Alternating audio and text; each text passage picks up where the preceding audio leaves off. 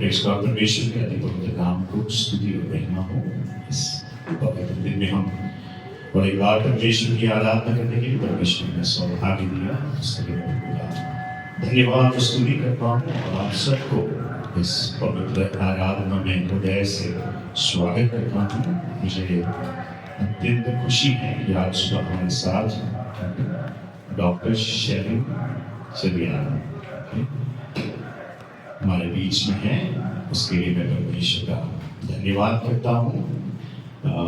मेरे लिए बहुत बहुत अति प्रिय व्यक्ति है वो। बच्चे मैं कहूँ तो मेडिकल डॉक्टर है और उनकी मिसेस मेडिकल डॉक्टर है। वो केवल मेडिकल फील्ड में नहीं है, उस मेडिकल फील्ड में रहकर भी परमेश्वर की जी जान से परमेश्वर की सेवकाई करने वाला है, एक परिवार का सदस्य है वो। उनके पिता जो है कुरियन चलिया पास्टर जो है, बहुत साल जब मैं बॉम्बे में था हमने साथ में सेवकाई किया। बहुत आदर भी परमेश्वर का दास भी है उनका। और बाद कई जगह पे नासिक के कई विलेजेस में वो परमेश्वर की सेवकाई करते हैं। तो उन्होंने उनके तीनों बच्चों को उसी रीति में प्रशिक्षण किया है, उसी रीति में उनका पालन पोषण हुआ है। तो मैं परमेश्वर का बहुत बहुत धन्यवाद करता हूँ कि आज सुबह यहाँ वो हमारे बीच में है, उसके लिए परमेश्वर का धन्यवाद करता हूँ। मेरा प्रार्थना करता हूँ कि परमेश्वर हम सबको आज सुबह आशीष और अनुग्रह दे। हमें हालेलुया मैं विनती करूँगा कि ये डॉक्टर शेरिन जो है वो आगे आएंगे, कुछ समय हमारे साथ परमेश्वर ने जो उनके हृदय में रखा है हमें वचन से शेयर करेंगे। तो आई जैसा प्रार्थना में अगुवाई करता है वैसे परमेश्वर के वचन से वो प्रचार करेंगे, शेयर करेंगे। उसके बाद परमेश्वर का वेश भी है हमारे बीच में। ये सारी सेवकाई आशीष और अनुग्रहदायी करने के लिए हम प्रार्थना पूर्वक परमेश्वर के सामने रहे। मैं परिचय करने के लिए और ज्यादा समय नहीं लूंगा, बहुत कुछ कहने के लिए है, लेकिन समय बहुमूल्य है परमेश्वर के सामने, इसलिए मैं उसके लिए समय नहीं लेता हूँ। परमेश्वर बहुतायत से आशीष और अनुग्रह दे। Shall we all put our hands together and give a warm welcome to Dr. I greet you all in the matchless name of the Lord and Savior Jesus Christ. सभी को परमेश्वर बहुत बहुत बहुत आशीष दे। कोई प्लान नहीं था, सच बता रहा हूँ। मैं पास्टर को भी जानबूझ के मैं बता नहीं रहा था कि मैं आने वाला हूँ, ठीक है, क्योंकि मुझे पता है बीइंग अ पास्टर सर ये हम लोग को एक मेंटली प्रिपेयर रहना पड़ता है हर बार कि पापा कभी भी बोल सकते कि प्रचार करो, ठीक है ना। तो हमें ट्रेनिंग उस तरह से दिया जाता है बचपन से ही कि आप चर्च में जाओ, प्रेयर में जाओ या कहीं भी जाओ, आपको प्रचार करने के लिए मेंटली प्रिपेयर रहना चाहिए। तो मुझे यहाँ पे आते ही एक ऐसा क्या बोलते हैं इनबिल्ट या सिक्स्थ सेंस मुझसे कहा रहा था कि यार ऊपर जाएगा तो जरूर पास्टर को कुछ देने वाला है, तो तू मेंटली प्रिपेयर्ड रहना। हालेलुया। मैं आप सभी को एक ही चीज बोलना चाहूंगा, यहाँ पे बैठ के शांति से बस मुझे देखते मत रहना, मन ही मन में हालेलुया प्रेज़ लॉर्ड बोलते रहना। हालेलुया। क्योंकि हम जो है जिंदा परमेश्वर की आराधना करते हैं। हालेलुया। हम कोई मरा हुआ इंसान या मरा हुआ एक बनाया हुआ मूर्ति के आगे आके आराधना नहीं कर रहे। एक ऐसा परमेश्वर जो मेरे दिल, दिमाग, प्राण, आत्मा, शरीर में क्या चल रहा है उसके बारे में गहराई में जानने वाले परमेश्वर की आराधना मैं करता हूँ। हालेलुया। एक ऐसा परमेश्वर जो तुम्हारे नींद के बीच में भी आके आपको क्या कर सकता है, आपकी गहरे दिल की इच्छा को जानकर नेक्स्ट डे उस चीज के ऊपर कार्य करने वाला परमेश्वर है मेरा परमेश्वर। हालेलुया। वो जानता है किस रूप में आके, किस वक्त में, किस तरह का सहायता आपकी जिंदगी में जरूरत है, उस बारे में परमेश्वर जानता है। हालेलुया। आप कभी भी ये मत सोचना कि अभी मैंने इस बारे में प्रार्थना किया। कभी कभी होता है ना कि हमने प्रार्थना किया कि ऐसा होना चाहिए, ये गाड़ी मुझे चाहिए, है ना, ऐसी बहू चाहिए, ऐसा दामाद चाहिए, ऐसा एक घर चाहिए, इस एरिया में चाहिए, और कभी कभी वो चीज होता नहीं है ना। लेकिन होता नहीं तो हम क्या हो जाते हैं, नाराज हो जाते हैं। नाराज होकर पीछे हटने की कोशिश करते हैं। मैं आप लोगों को एक चीज बताना चाहता हूँ, जो गए संडे मैंने अपने चर्च में यूथ मीटिंग में बताया, वही चीज को आज मैं आप लोगों के बीच में रखना चाहता हूँ कि आज अगर आप किसी चीज के लिए किसी भी जन से एक वाचा बांधते हैं, प्रॉमिस करते हैं, तो वो प्रॉमिस करने से कभी भी पीछे मत हटना। हालेलुया। उसके बारे में लिखा गया है एक्लेशियस का पुस्तक, एक्लेशियस चैप्टर 5 उसका 4, 5 and 6। एक्लेशियस chapter 5 versus 4, 5, 6। ठीक है। और उसके बाद में एक वर्ड भी मैं लूंगा, वो है 1 कोरिंथियंस। 1 कोरिंथियंस में से भी हम रीड करेंगे, लेकिन सबसे पहले आपके बीच में मैं एक्लेशियस में से बोलना चाहूंगा। उसमें ऐसा लिखा गया है कि अगर आप किसी पे भी वाचा बांधते हो, if you promise something, if you vow something to someone, आप किसी से भी अगर वायदा करते हो, खास करके परमेश्वर के बच्चे, जब भी हम समझे कि मैं विल्सन पास्टर को बोलता हूँ, ठीक है, मैं कल चर्च में आने वाला हूँ, तो मैंने वाचा सिर्फ पास्टर से नहीं बनाया है, मैंने वाचा क्योंकि मैं परमेश्वर का बेटा हूँ और उस परमेश्वर की आराधना करता हूँ। जो कुछ प्रॉमिस मैं पास्टरों के साथ में करता हूँ वो छोटा से छोटा है। यहाँ पे अगर मैं नहीं आया तो कोई फर्क नहीं पड़ने वाला है, मेरे वजह से आप लोग यहाँ पे आए ऐसा भी नहीं है, है ना।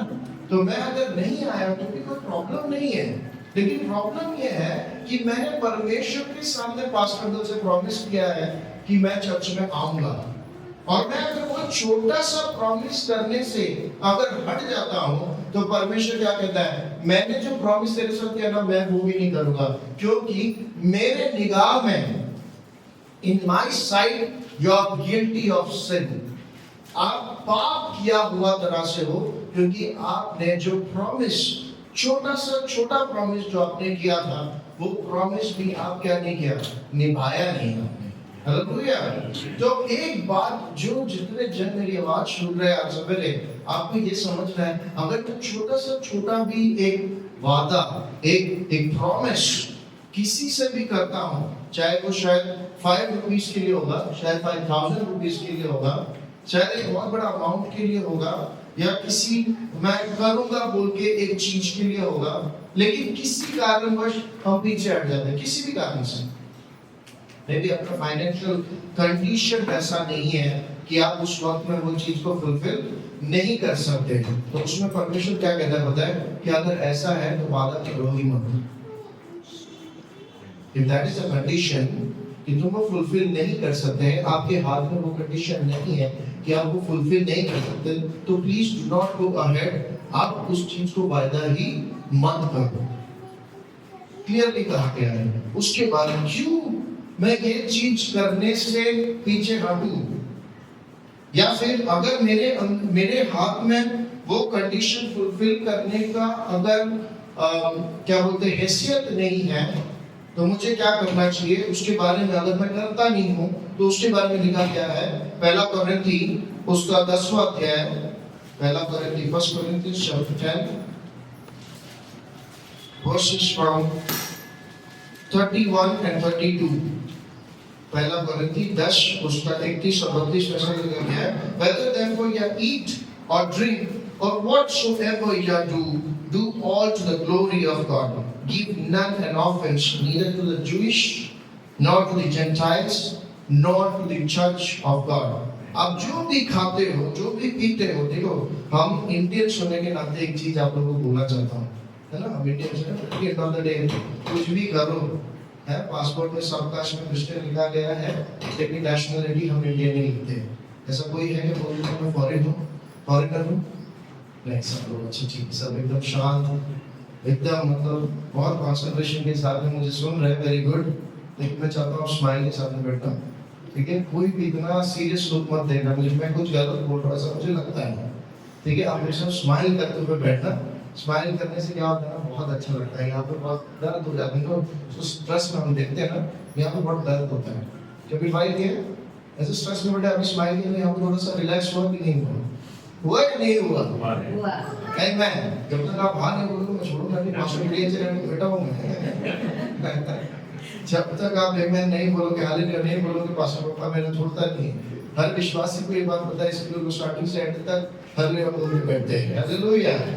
तो मैं उम्मीद का डीएनए होना थोड़ा बहुत तो मेरे अंदर भी आएगा। Praise Lord. तो मैं एक चीज बोलना चाहता हूँ कि हम इंडियन होने के नाते हम अगर खाना खाते वक्त अगर हम किसी के साथ बोलते हैं, अरे कल सुबह 9 बजे मैं तेरे घर पे आऊंगा, फिर वो बोलते देख पक्का आएगा, तो आप लोग क्या डायलॉग करते हैं हम लोग, मैं ना खाना खा रहा हूँ। खाना खाते वक्त कोई इंसान झूठ नहीं बोलता। हम बोलते हैं, सुना होगा किसी को बोलते हुए, या हम बोलते भी होंगे, ठीक है।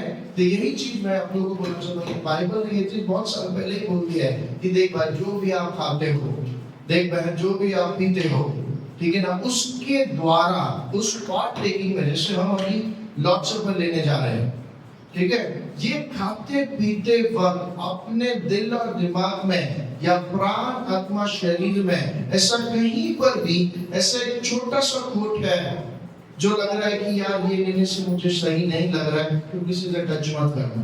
इससे आप एक ब्रेड और पीने वाले पानी की तरह या दादरस की तरह मत सोचना, ठीक है। ये बहुत बहुत बहुत इंपॉर्टेंट चीज है। इससे अगर हम जाने अनजाने में गलती के साथ में मन में वैरता रखते हुए किसी के अगेंस्ट में कुछ ग्रज रखते हुए अगर हम ये चीज लेते हैं ना, तो फिर ये बहुत बहुत गलत रूप में ये हमसे मारता है, ठीक है। तो खाते पीते वक्त आप में से कोई गलत काम नहीं करना या गलत चीज नहीं करना, जिस वजह से, उसके नेक्स्ट वर्ष में क्या लिखा गया है, जिस वजह से यहूदियों पे क्वेश्चन उठ जाए। यानी कि हम में से जितने जन बैठे हैं, ठीक है, मेरा ऐसा कोई भी हरकत जिसके वजह से विल्सन पास्टर को ये बोलने से शर्म आए कि यार ये शरीर जो है ये मेरा कोई लगता है या मेरे चर्च में आने वाला एक विश्वासी है, ऐसा बोलने से अगर शर्म आ रहा है तो फिर मैं क्या हूँ, गलत इंसान हूँ। उसके बाद में क्या लिखा गया है कि you should not be an offense not to the Gentiles। यहूदियों के लिए हो गया, हमारे चर्च में जितने विश्वासी बैठे हैं उनके लिए हो गया, अब बोलता है कि जेंटाइल्स के लिए। यानी कि मैं समझो कि कभी-कभी ऐसा होता है ना, संडे सवेरे बहुत कॉमन चीज है जो हमारे साथ में होता है, ठीक है। हमारे चर्च में तो बहुत सारे ऐसे विश्वासी हैं, खास करके यंगस्टर्स के बीच में, तो हम जैसे हैं, मैं जवान मानता हूँ अपने आप को, ठीक है, चाहे मैं प्रोफेसर बन गया हूँ, ठीक है, लेकिन मैं अपने आप को जवान मानूंगा। मेरा पापा भी वैसे ही है, 65 हो गए, लेकिन बाल काला नहीं, बाल वाइट नहीं हुआ, सफेद नहीं हुआ, ठीक है। अभी भी सब लोग मुझे कलर करते हो गए।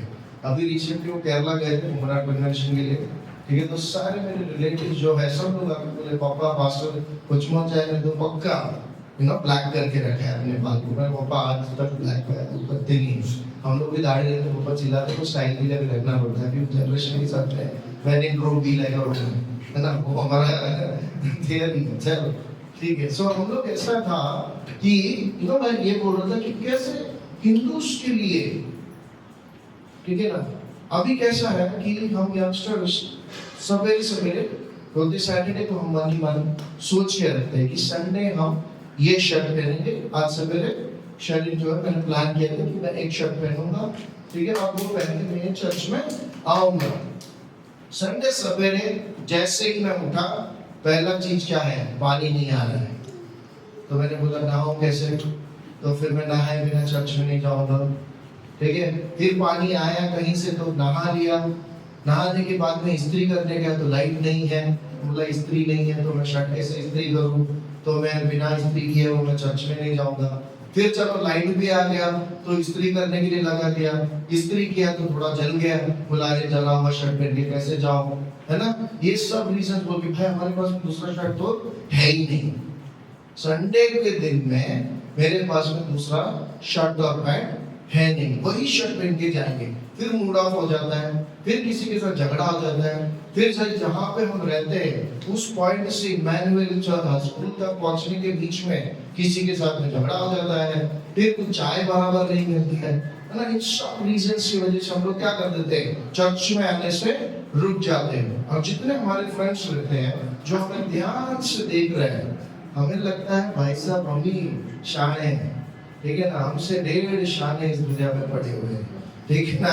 हम कोई बड़े खेत की मूली नहीं है, हमसे भी बड़े बड़े खेत की मूली हमें बाहर से देख रहे हैं। पहले एक दिन मैं ऐसे ही बैठा था तो मुझे एक दिन मैंने बोला कि यार मैं टीचर हूँ, एमबीबीएस वालों को क्लास लेना पड़ता है, तो हमको सबसे बेस्ट क्लास लेना पड़ता है ताकि हम लोग उस कॉलेज में ज़्यादा से ज़्यादा रह सके और फॉर श्योर सैलरी भी बढ़ जाए हमारा, ठीक है। तो हमको अच्छा क्लास लेना पड़ता है। तो मेरे को एक सर ने जो चीज़ बोला था वही चीज़ मैं आप लोगों को बोलना चाहता हूँ। मैं तो इन दो आँख से आपको देख रहा हूँ, लेकिन आप जितने 25, 30 या 50 जन बैठे हैं इंटू 2 टाइम्स 100 आंखें मेरी तरफ देख रहे हैं, ठीक है ना। तो मुझे कितना परफेक्शन के साथ में वो चीज को करना पड़ेगा। हालेलुया। तो आप सोच रहे कि मैं सिर्फ अपने दो आंखों से दुनिया को जो दिखा रहा हूँ वही लोग देख रहे हैं, और लोग सॉरी वो लोग 10,000 आंखों से आपको देख रहे हैं। खास करके आपको देख रहे हैं कि भाई साहब ये जो जाता है पास्टर विल्सन के चर्च में जाता है, तो इसको देखते ही रहना कि ये कब गलती करेगा। हालेलुया। तो संडे जैसे ही हम चर्च में नहीं जाते हैं, एक हिंदू फ्रेंड आके आपको बोलेगा, अरे तुम तो संडे तक बड़ा आराधना कर रहा था, आज क्या हो गया तेरे विश्वास को? एक शर्ट की वजह से तू चर्च में नहीं गया, एक पैंट की वजह से तू चर्च में नहीं गया, तेरे को सवेरे चाय नहीं देता, तुझे पता है माफ किया कर, आराधना किया कर, मन में कुछ रखने का नहीं, प्यार किया कर, और अभी क्या हो गया तेरे सब चीज को? सारा कुछ टाइट है फिश। समझ में आया? तो आपकी वजह से यहूदियों का विश्वास भी कम नहीं होना चाहिए, आपकी वजह से देखने वाले हिंदूज भी क्रिश्चियंस को क्वेश्चन नहीं करना चाहिए, आपके वजह से चर्च के लोगों को भी क्वेश्चनिंग नहीं आना चाहिए कि अच्छा विल्सन पास्टर के चर्च में हम कैसे भी जा सकते हैं, वहां पे कोई रुकावट नहीं है। समझ में आया? तो हमें अगर हम वाचा बांधते हैं किसी से और वो वाचा नहीं करते हुए परफॉर्म नहीं करते हैं हम लोग वो चीज, तो हम क्या करते हैं? परमेश्वर के सामने वो चीज करने से पीछे हट जाते हैं, और परमेश्वर के आंखों के सामने हम लोग पापी बन जाते हैं। इसके लिए आज सवेरे हर एक विश्वासी जो मेरा बात सुन रहा है, हर एक जन जो ये ध्यान दिया, वो चीज याद रखना, छोटा सा छोटा प्रॉमिस होगा। शायद बच्चे लोगों को होमवर्क करने का होगा, या बुक किसी को देने के लिए होगा, ठीक है ना, जिसको तुमको पसंद नहीं है उसको बुक देने के लिए होगा।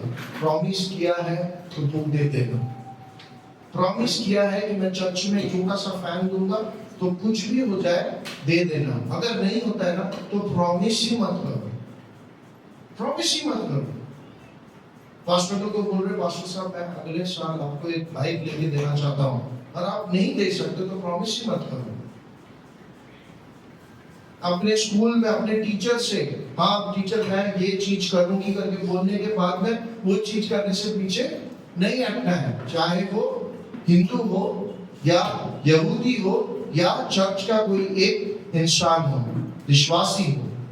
किसी के साथ में अगर हम वाचा बांधते हैं, पीछे हट जाते हैं, हम क्या ठहराते हैं? परमेश्वर क्या बोलता है? हम पापी हैं। You are not less than anyone else, तुम भी पापी हो। ऐसे तो यही हम लोग और भी डिक्लेरेशन हो जाते हैं। वो ना होने के लिए हम सब प्रार्थना करते हुए बैठेंगे। इतना समय दिया हुआ पास्टर को और इन चर्च को, खास करके इस चर्च के हर एक विश्वासी को परमेश्वर बहुत बहुत बहुत आशीष दे बोल के मैं बैठना चाहूंगा। परमेश्वर की आशीष हो। Thank you, Dr. Shinu, for sharing that wonderful word with us. परमेश्वर हम धन्यवाद करते हैं उस सुंदर वचन को सुना, उस वचन के लिए प्रभु की महिमा करते हैं। जीवन में जो हम वायदा करते हैं उस वायदे को निभाना है। मैं प्रेज़ गॉड। केवल मनुष्य के साथ नहीं, परमेश्वर के साथ भी हम कई बार वायदा करते हैं। We make promise unto God. कई बार हमने देखा है जो बोलते हैं परमेश्वर अगर ये प्रार्थना का जवाब मिले तो मैं ये करूँगा प्रभु के लिए, नहीं तो मैं ये तो नहीं लूंगा, मैं बत्तीस मान लूंगा, मैं प्रभु के लिए ऐसा जीऊंगा। लेकिन कई बार जो है परमेश्वर प्रार्थना का जवाब देता है, लेकिन देने के बाद हम मुड़ जाते हैं। तो आज हमने सुना वो एक पाप है, आमीन हालेलुया। परमेश्वर अपने दास को और सामर्थ के साथ व्यवहारिक समय इस्तेमाल करें, यही हमारी प्रार्थना है। प्रभु के नाम की स्तुति हो। We are back again this morning. We are privileged to have the Lord's table with us. परमेश्वर के मेज का सहभागी होने के लिए परमेश्वर ने हमें सुंदर अवसर दिया। हमेशा जब परमेश्वर का मेज होता है तो अक्सर प्रभु के मेज में से मैं कई बार मेज के आधारित पर वचन शेयर करता हूँ। कई बार मैंने भी सोचा ऐसा क्यों हर बार वचन शेयर करना है, okay? क्योंकि यहाँ बैठे हुए लोग अनजान नहीं है, हम सब लोग वचन से अच्छे वाकिफ रखने वाले, जानकारी रखने वाले लोग हैं, okay?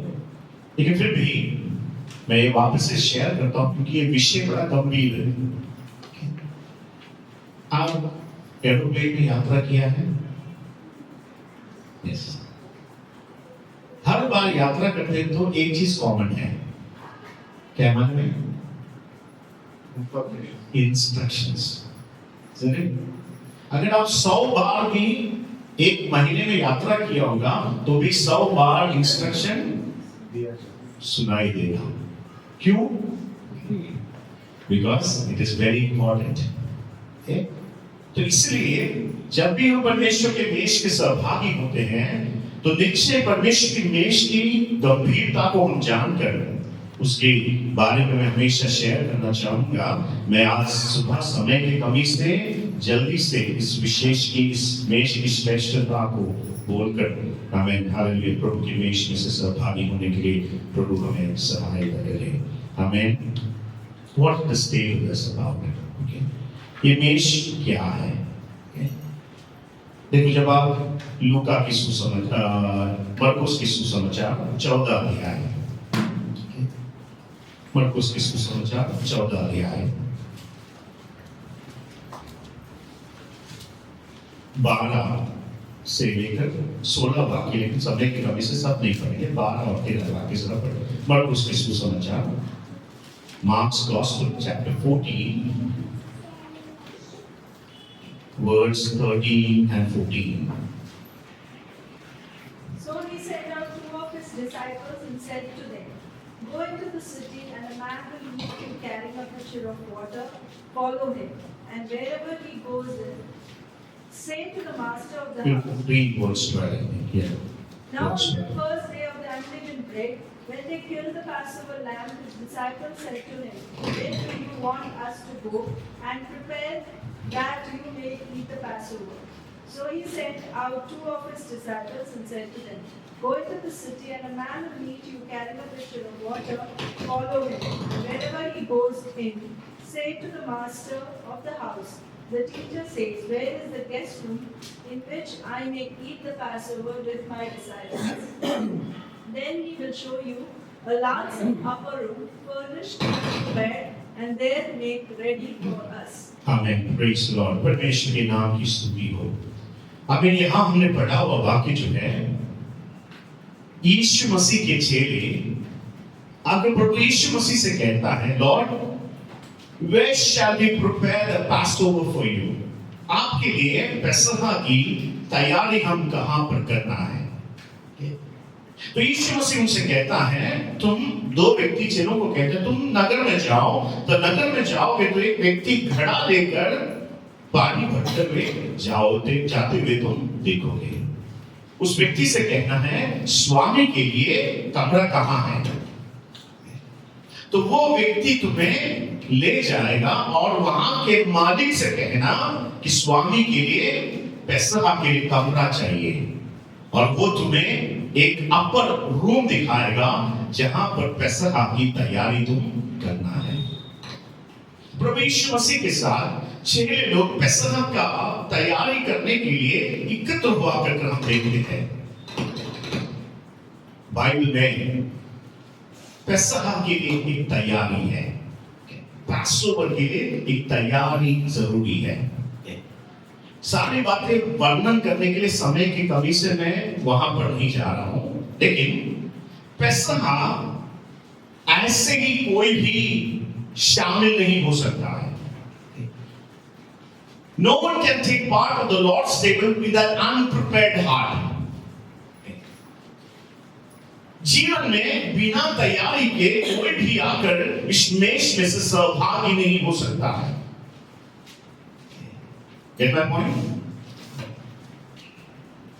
यहूदी लोग पैसहा जब मनाते हैं तो वो पैसों के लिए अपने जीवन को, अपने घर को तैयार करते हैं। आपको पता है अखमीरी रोटी के जब पर्व आता है पैसहा के पहले लोग क्या करते हैं, अपने घर में जो भी खमीर चीज है वो सारी खमीर चीज को घर से बाहर फेंकते हैं। जो भी घर में अशुद्ध चीज है, जो भी घर में अपवित्र चीज है, वो सारी चीज को बाहर फेंक कर घर को शुद्ध कर ही ये पैसहा का पर्व मनाना है। हमें Praise God, Hallelujah। तो आज सुबह परमेश्वर अपने वचन से हमसे कहता है, बेटा बेटी बिना तैयारी के साथ इस प्रभु के मेष में भागीदार नहीं होना है। Why? Because this is the Lord's day। समय की कमी से मैं वहां बोलकर आगे बढ़ता हूँ। ये मेष क्या है? What is this Lord's table? हमें आज इस मेष की विशिष्टता को एक दो बातें मैं बोलना चाहूंगा। One, एक 15वां वाक्य जब आप पढ़ते look 22 verse 15, Jesus said, I fervently long to have this fellowship with you। लूका की सुसमाचार 22 का 15 जरा पढ़ना। लूक 22 का 15। और उसने उनसे कहा, हाँ। मुझे बड़ी लालसा थी कि दुख भोगने से पहले यह फसह तुम्हारे साथ खाओ। ये फसह मैं तुम्हारे साथ खाओ। Jesus is telling his disciples, ईश्वर अपने चेले से कहता है, ये फसह करने के लिए तुम्हारे साथ मैं बड़ी लालसा करता था। समझ रहे हो? जीसस बोल रहा है आज भी, बेटा ये मेष में से सहभागी होने के लिए ना मैं बड़े इंतजार के साथ रुक रहा हूं। आज सुबह हमें हर एक व्यक्ति से परमेश्वर कहता है, बेटे बेटी मेरे साथ तुम हमें फेलोशिप करने के लिए, संगति करने के लिए प्रभु यीशु बड़े लालसा के साथ, बड़े ईगरली इज वेटिंग फॉर इट। आपको पता है कुछ चीजों के लिए बड़े इंतजार करने वाला क्या चीज है? जो चीज आप नेम करते हैं उसके लिए बड़ा सफलता करते हैं, इसलिए आप उसके बड़ा लॉन्ग करके रुकते हैं। उड़ाओ के पुत्र के पिता ने हमें उस बेटे के इंतजार के लिए बहुत सफलता से वेट किया, क्योंकि वो पिता के हृदय में अपने पुत्र के प्रति प्रेम महान था। आज सुबह यहाँ बैठे हुए हर एक व्यक्ति से प्रभु कहता है, बेटा आपके साथ फेलोशिप करने के लिए मैं इंतजार कर रहा हूँ। I am longing for you to come have fellowship with me। इसलिए जीवन में आज तक कोई व्यक्ति ऐसा सौभाग्य नहीं आया है, तो मेरी प्रार्थना है प्रभु आपके लिए भी समर्था से वेट कर रहा है, प्रभु आपके लिए भी इंतजार कर रहा है। कब आप आओगे उस मेष के भागीदार प्रभु यीशु मसीह के साथ फेलोशिप के लिए? हमें मैं और आप कब तैयार होकर आएंगे? दूसरा, ये मेष क्या है? It's a table of remembrance. हमें यीशु मसीह की मेष की अनुष्ठान है, हम उसके मृत्यु को स्मरण करते हैं। हमें हालेलुया। तीसरी बात है, this table is a table of blessing. ये आशीषों का मेष है। यदि आप योग्यता से इसमें से भागीदार होते हैं तो ये मेष आपके लिए आशीष का कारण होगा। वचन कहता है यदि कोई अयोग्यता से इसमें भाग ले तो अयोग्यता के कारण क्या होगा? तुम में से कुछ लोग कमजोर हैं, बीमार हैं और कुछ लोग मृत्यु तक पाए हैं। ये मेष एक तरह आशीष का मेष होता है। इसलिए आपसे मुझसे कहता है, हमें जब भी मैं और आप इस मेष में से सहभागी हो तो तैयारी के साथ इस मेष में से भागीदार होना है। अगला इस मेष का विशिष्टता, हमें कुरिन्थी की पुस्तक पहला कुरिन्थी क्या रखा? 28वां वाक्य में लिखा है 28, this table is a table of self examination. हर व्यक्ति अपने आप को जांच ले, परख ले।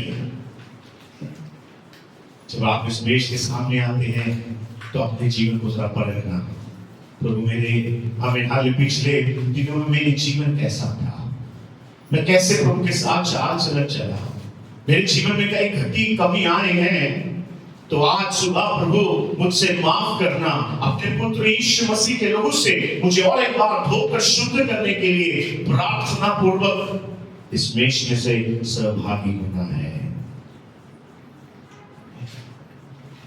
ये मेज जो है जीवन का मेज है। यूहन्ना के सुसमाचार 6 का 6:53 Jesus said, if you eat this bread and if you eat this cup, if you drink this cup, okay, you have life in me. Okay, इस रोटी खाने से, इस कटोरे में से पीने से आप और मैं प्रभु यीशु मसीह के जीवन का सौभाग्य होते हैं। आमीन। आज सुबह मुझे और आपको इस हाल में के सहभागी होने का सौभाग्य मिला है। इसके द्वारा मुझे और आपको प्रभु यीशु मसीह का जीवन प्राप्त होता है। आमीन। ये मेज की अगला विशिष्टता यह है, ये मेज मुझे और आपसे कहता है एक दिन स्वर्ग में हम पिता के साथ इस मेज के सहभागी होंगे। आमीन। हालेलुया। मत्ती के सुसमाचार 26 का 29वां वाक्य में यीशु ने कहा, अब से मैं ये दाखरस फिर नहीं चखूंगा जब तक पिता के राज में तुम्हारे साथ ना आऊंगा। ये मेज मुझसे आपसे कहने वाला सत्य है। यीशु आज भी इस मेज में से मुझे और आपको सहभागी करने के लिए इंतजार कर रहा है। उस पेसह के रात को प्रभु यीशु मसीह ने उस दाख का रस पिया, उस दिन से लेकर आज तक उस सहभागिता में मेज में भागीदार नहीं हुआ है। He is longing and waiting for his children to come back home. आपको पता है जब हमारे बच्चे दूर दूर कहीं जाते हैं पढ़ाई के लिए या फिर काम के लिए, जब वो वापस आते हैं तो ना उस घर में उस शाम को सारे लोग मेज में बैठ के खाते हैं। एक फेलोशिप है। बच्चे पढ़ाई के लिए बहुत दूर दूर गए थे, छुट्टी में जब वापस आते हैं घर में कितना खुशियां होती है। माँ विशेष खाना बनाती है और क्या कहते हैं बच्चे लोग और सारे घर वाले टेबल पर बैठकर साथ में खाना खाते हैं। तो फिर आपसे कहता है यीशु आपके लिए इंतजार कर रहा है स्वर्ग में। इस मेज में से हम वहां पर सहभागी होंगे। उसका अर्थ क्या है? मन में प्रभु यीशु वापस आएगा। आमीन। हालेलुया। यीशु ने कहा जैसा मैं जा रहा हूं वैसा ही मैं वापस आऊंगा। आज सुबह आमीन हालेलुया। समय की कमी से मैं ज्यादा वर्णन नहीं करना चाहूंगा। हम अपने हृदय को परमेश्वर के सामने और एक बार समर्पण करते हैं इस मेज के और प्रभु के धन्यवाद करिए। आमीन हालेलुया। ये मेज मुझसे और आपसे कहता है जैसे रोटी एक प्रभु के देह में मैं और आप एक है। आमीन हालेलुया। जैसे ये आटा आमीन हालेलुया की दाना जमीन पर गिरकर मारा नहीं चाहे तो फल नहीं लाएगा। हमें अनेक अनेक लोगों को धार्मिकता की ओर ले जाने के लिए प्रभु यीशु मसीह ईश्वर की महिमा को छोड़कर इस पृथ्वी पर आया। मेरे और आपके पापों के अपराध को अपने कंधे के ऊपर उठाया। हमें हालेलुया। यशायाह कहता है पिता ने मेरे और आपके अपराध को उसके पुत्र यीशु मसीह पर रख दिया। मेरे और आपके पाप का बोझ पिता परमेश्वर ने उठाकर अपने पुत्र यीशु मसीह पर रखा। हमें हालेलुया। मेरे और आपके लिए वो मारा गया, मेरे और आपके लिए वो कुचला गया। हमें हालेलुया। मेरे और आपके पापों के कारण जैसे दाख का आमे को रोधा जाता है, अंगूर को जैसे दाख में रोधा जाता है, मेरे और आपके पापों के परिणाम के लिए उस कालवरी की उस चक्की पर रोधा गया। हमें आज सुबह हम धन्यवाद के साथ इस मेष में से भागी हुए। हमें हालेलुया। तेजोमय परमेश्वर का पुत्र जिसने आकाश पृथ्वी को बनाया, हमें हालेलुया परमेश्वर की महिमा को छोड़कर इस पृथ्वी पर आए। हमें हालेलुया प्रेज़ गॉड, हमें हालेलुया मुझे और आपको महिमा का मुकुट देने के लिए उसने कांटों का मुकुट अपने ऊपर उठाया। हमें हालेलुया मैंने और आपने अपने हालेलुया पाप जो किए थे उसके परिणाम के लिए उसे घोड़े मारे गए। मुझे और आपको आदर और महिमा देने के लिए वो अपमान को सहन किया। हमें हमें हालेलुया हम कहते हैं ना, गाते हैं, जो क्रूस पर कुर्बान वो मेरा यीशु है, जो हर जख्म जो उसका है वो मेरे ही गुनाहों का कारण है। देखो यीशु मसीह के शरीर में देखो, जब आत्मा में उस क्रूस की ओर अपना आंखों को उठाकर देखो, उसके शरीर में मारे हुए हर घोड़े मेरे अपराध का कारण था, मेरे पाप का कारण था। हमें बाइबल कहता उसे इतने मारा गया कि वो विरूप बन गया। He was marred beyond comprehension. इसको लोग पहचान नहीं पाए। हमें आज सुबह हम उस प्रभु को धन्यवाद करते हैं। हमें hallelujah praise God, thank you Jesus, thank you Lord, hallelujah worship Lord. प्रार्थना के साथ हृदय को समर्पण करें। Hallelujah.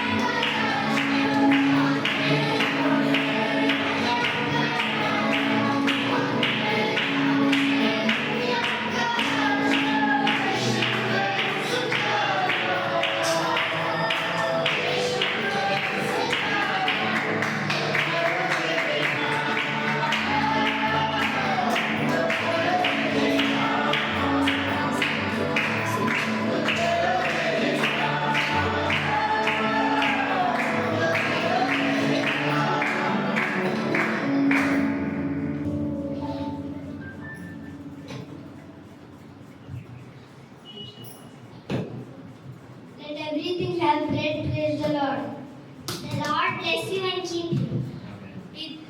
Rejoice in the Lord. I will say it again, rejoice. Psalm 156. The word must increase, but I must decrease.